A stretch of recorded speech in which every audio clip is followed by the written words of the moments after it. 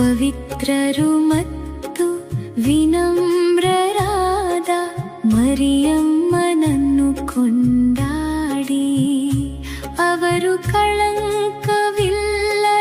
ಕನ್ಯಾ ಮಾತೆಯಾಗಿದ್ದಾರೆ.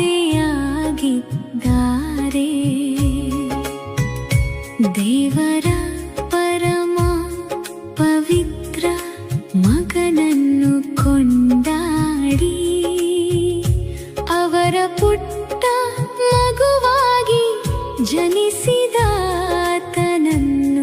ಸ್ತುತಿಸಿ. ಅತಿ ಸುಂದರ ತಾಯಿಯ ಅತಿ ಸುಂದರ ಮಗು ಅವರು,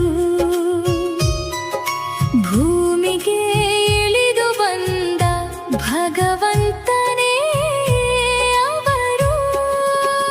ಮನುಷ್ಯ ರೂಪದಲ್ಲಿ ಬಂದ ನಮ್ಮ ಸ್ವಂತ ಸಹೋದರರಾಗಿ, ತಮ್ಮ ಜನನದಿಂದ ನಮ್ಮ ಮಾನವ ಸ್ವಭಾವವನ್ನು ಅಪ್ಪಿಕೊಂಡಿದ್ದಾರೆ.